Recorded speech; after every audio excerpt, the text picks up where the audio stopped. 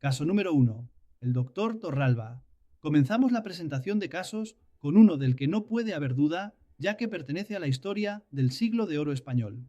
De él no se ha escrito mucho, pero sí lo suficiente como para que no queden dudas de la existencia del personaje y de las hazañas en que su vida se vio envuelta, aunque en la manera de explicarlas discrepamos bastante de las conclusiones de los historiadores que han tratado el tema. El principal testigo de la existencia de este individuo es nada menos que Cervantes, quien hace decir a Don Quijote, subido a su clavileño: acuérdate del verdadero cuento del licenciado Torralba, a quien llevaron los diablos en volandas por el aire, caballero en una caña, cerrados los ojos, y en 12 horas llegó a Roma y se apeó en Torre de Nona, y vio todo el fracaso, asalto y muerte de Borbón, y por la mañana estaba de vuelta en Madrid ya, donde dio cuenta de todo lo que había visto, el cual, asimismo, dijo que cuando iba por el aire, mandó el diablo que abriese los ojos, y los abrió, y se vio tan cerca, a su parecer, del cuerpo de la luna, que la pudiera asir con la mano, y que no osó mirar a tierra por no desvanecerse. En efecto, Cervantes, permitiéndose alguna licencia literaria o inexactitud histórica al explicar los hechos, se refiere al doctor Eugenio Torralba, famoso médico español del siglo XV-XVI, quien después de haber vivido en Roma bastantes años y después de haber ganado allí gran fama por sus artes curatorias, se trasladó a la corte española y se relacionó con toda la nobleza y con las altas jerarquías eclesiásticas, a las que siempre les ha gustado mucho codearse con los poderosos. Era natural de Cuenca y a su vuelta a España pasó la mayor parte del tiempo en Valladolid, en donde mayormente radicaba la corte, ya que Madrid aún no se había afianzado como capital de España. Allí era famoso no solo por las extraordinarias curaciones que hacía, sino por un extraño amigo que tenía, llamado Cequiel, del que corría la voz que no era un ser de este mundo. He aquí cómo lo describe Marcelino Menéndez y Pelayo en su historia de los heterodoxos españoles.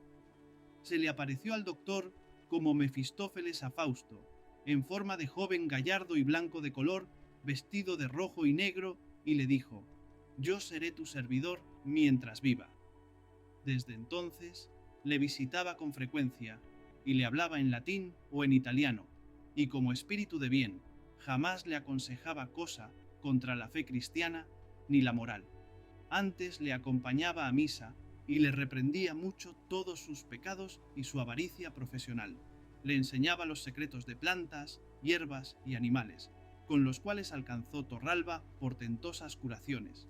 Le traía dinero cuando se encontraba apurado de recursos, le revelaba de antemano los secretos políticos y de Estado, y así supo nuestro doctor, antes de que aconteciera.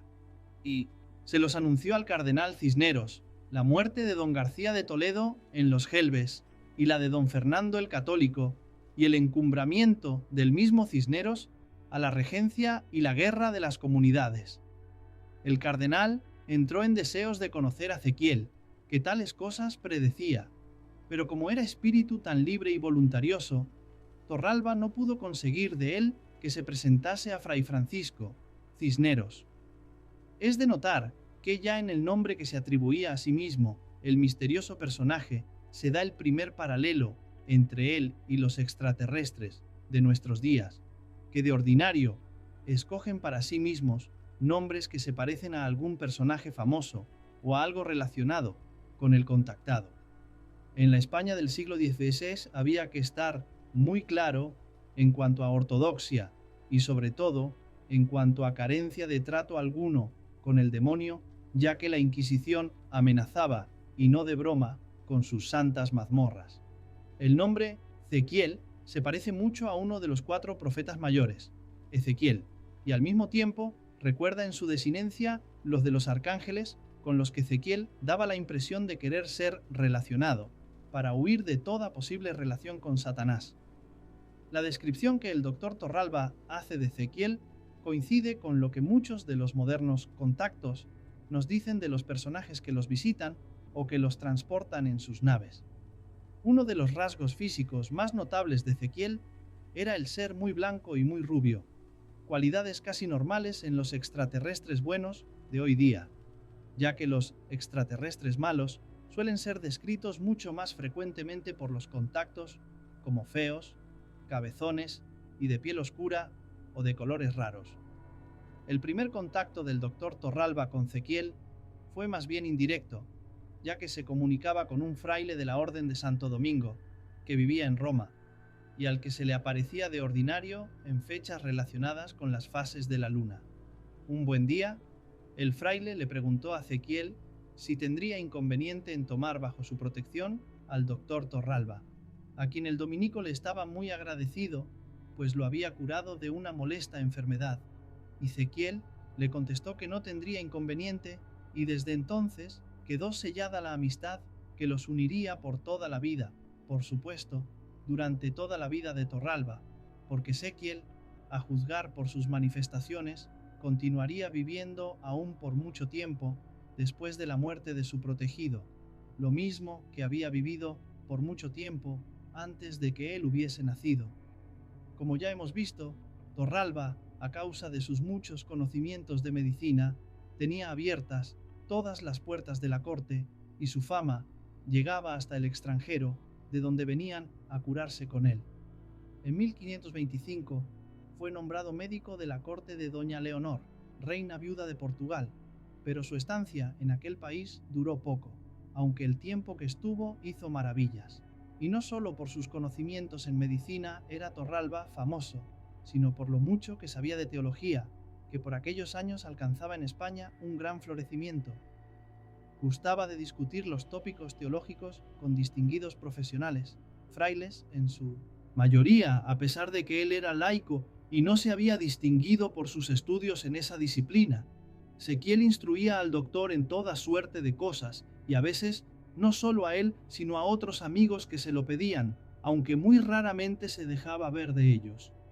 En una ocasión, un tal Camilo Ruffini, natural de Nápoles, le pidió a Torralba que le dijese a Zequiel que le diese una fórmula para ganar en el juego. Zequiel, que en otras ocasiones se había negado rotundamente a semejante cosa, en esta accedió y le dio una especie de fórmula que consistía en unas letras cabalísticas. Jugó Ruffini con ella y ganó la no pequeña cantidad de 100 ducados. El mismo Zequiel le aconsejó que no jugase al día siguiente, porque era luna menguante y perdería. En Roma, Torralba gozaba de gran amistad con no menos de 10 cardenales, y varios de ellos acudieron en más de una ocasión a él para que intercediese con su protector en favor de ellos. Un detalle curioso es que Zequiel reprendía a su protegido porque éste cobraba, y no poco, por las curaciones que hacía, valiéndose de los conocimientos que él le había dado. Le decía que no debería cobrar, pues a él no le había costado nada adquirir esos conocimientos.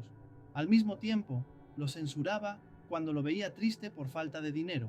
Sin embargo, curiosamente, después de estas reprensiones, Torralba solía encontrar en su cama o en algún lugar inesperado cantidades de monedas que le servían para salir de los aprietos financieros en los que se encontrase.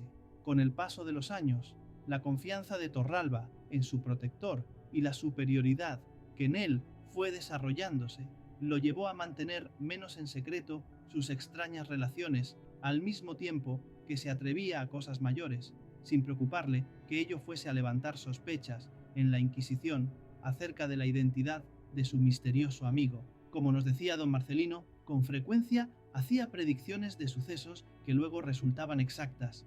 Uno de los episodios que más puso en guardia a los inquisidores fue la detallada descripción que hizo del famoso saco de Roma que ocurrió el 6 de mayo de 1527. Torralba, ante un grupo de admirados hombres importantes de la corte en Valladolid, describió minuciosamente los detalles del saqueo y hechos tan importantes como el degüello del condestable de Francia, Carlos de Borbón, y el encarcelamiento del Papa en el castillo de Sant'Angelo.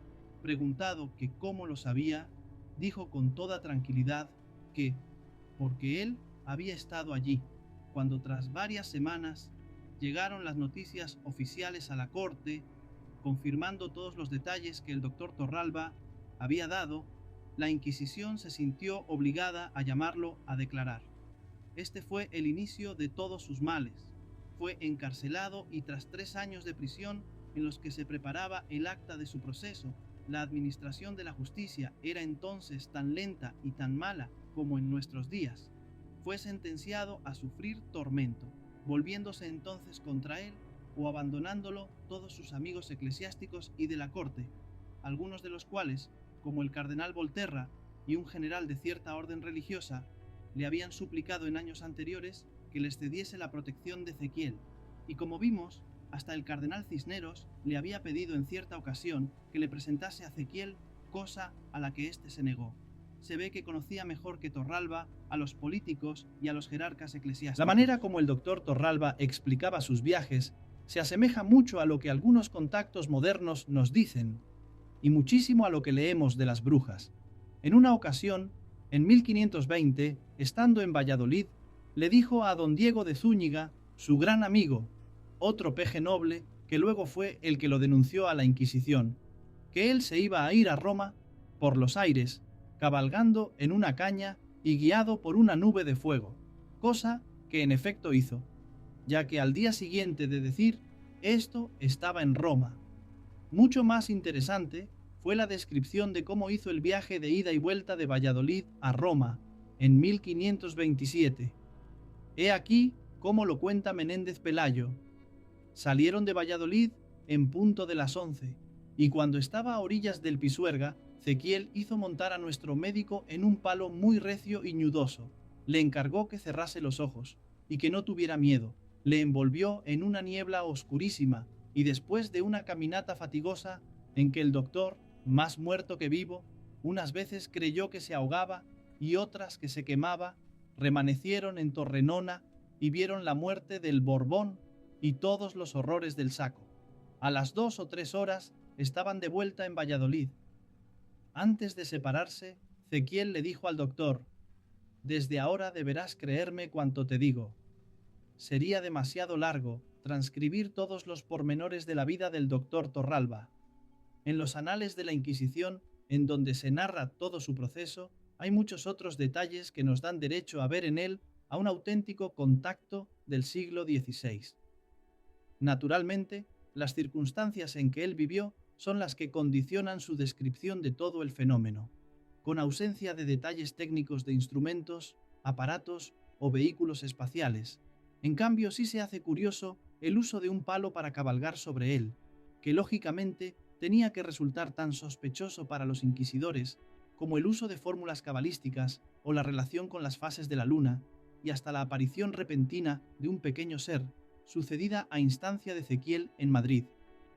De todos estos detalles podríamos hablar mucho, pero no es este el lugar para hacerlo. Por supuesto que la ciencia oficial, en este caso representada por el famoso psiquiatra español Dr. López Ibor, no cree que los hechos narrados por el Dr. Torralba y admitidos por la Inquisición sean verdaderos, y de hecho le llama a Torralba gran embustero y loco, y dice de él que eso les sucede a los que mienten mucho en diferentes tiempos, añadiendo que lo hizo por necios caprichos o locuras perniciosas. Discrepamos radicalmente del Dr. López Ibor. Una vez más, la ciencia, por sus mismos principios parciales y en cierta manera miopes, se autolimita incapacitándose para poder ver la realidad. Esta es la razón por la que repetidamente sostengo que hay ciertos campos en los que los investigadores tienen que seguir sus indagaciones sin preocuparse demasiado de lo que la ciencia oficial diga, ya que esta, lógicamente, será la última en enterarse de cuál es la realidad. La psiquiatría, en concreto, dará un paso trascendental cuando se entere de cuál es la realidad que hay detrás de los hechos descritos por el doctor Torralba. Si él fuese el único en contar semejantes cosas, yo sería el primero en atribuir todas sus narraciones a pura fantasía. Pero a lo largo de la historia y en nuestros mismos días ha habido y hay innumerables hombres y mujeres que nos cuentan cosas semejantes, y muchos de ellos, al igual que Torralba, tienen pruebas para demostrar que lo que dicen es verdad. Lástima que en muchas ocasiones la ciencia prejuiciada no tenga oídos para analizar esas pruebas. Por aquellos mismos años, en tierras de Navarra y La Rioja, se decían cosas muy parecidas de un eclesiástico, el cura de Bargota, cerca de Viana, que hacía extraordinarios viajes por el aire, pero siempre con algún propósito benéfico o de curiosidad, como por ejemplo el de salvar la vida a Alejandro VI contra ciertos conspiradores, el de presenciar la batalla de Pavía, etc. Todo con la ayuda de su espíritu familiar, cuyo nombre no ha llegado hasta nosotros. Y para que el lector vea que semejantes hechos no son puras habladurías fruto de la mente calenturienta del pueblo, le diremos que el año 1527, un año antes de la prisión de Torralba, la Inquisición de Navarra celebraba un juicio contra 29 brujas a las que condenó por delitos de hechicería, entre los que estaba el volar por los aires. Y vea el lector lo que el sesudo Menéndez Pelayo dice al respecto. El juez pesquisidor quiso certificarse de la verdad del caso y ofreció el indulto a una bruja si a su presencia y a la de todo el pueblo se untaba y ascendía por los aires, lo cual hizo con maravillosa presteza, remaneciendo a los 3 días en un campo inmediato. Es decir, que según las actas, se elevó realmente por los aires, y por allá anduvo nada menos que 3 días. Pero en vez de estudiar seriamente cómo podía realizar semejante proeza, o en vez de darle por ello una medalla como a la primera mujer astronauta, el fanatismo de aquellos jueces hizo que las brujas fueran condenadas a azotes y cárcel de resultas de toda aquella baraúnda. Para los jueces, o para don Marcelino, elevarse por los aires únicamente era una baraúnda. Así procede la ciencia prejuiciada, y así ha procedido y sigue procediendo la justicia en nuestros días, cuando los jueces están imbuidos de principios religiosos fanáticos. Y las brujas navarras tuvieron suerte, porque algunas de Zaragoza fueron relajadas al brazo secular, es decir, fueron quemadas vivas en 1536, tras larga discordia de pareceres entre los jueces. El lector pensará que todas estas son historias en el sentido peyorativo de la palabra, pero debe saber que en nuestros días sigue sucediendo lo mismo, aunque naturalmente no pasen cosas así todos los días y precisamente donde él está. Yo, para poder ver algo por el estilo, tuve que tomarme el trabajo de viajar hasta el centro de Portugal, en Ladeira do Piñeiro, en donde la vidente María da Conceição se había ya elevado en el aire en no menos de 16 ocasiones, perdiéndose ellas entre las nubes, en presencia de cientos de devotos que rezaban fervientemente el rosario. Yo no fui tan afortunado como para ver tamaño prodigio, pero sí pude ver cómo comenzaba a elevarse en el aire hasta una altura como de medio metro, pasándose enseguida a una silla en la que estuvo en trance unas 2 horas. Y en el campo de la ovnística es famoso el caso de un paracaidista que tras haberse lanzado de su avión tardó 3 días en llegar a tierra sin poder recordar dónde había estado en todo aquel tiempo. En los capítulos finales de este libro, el lector encontrará a modernos doctores Torralba con sus correspondientes cequieles. Pero para describir sus biografías no tendré que acudir a ningún historiador, porque yo mismo he sido testigo directo de sus increíbles hazañas.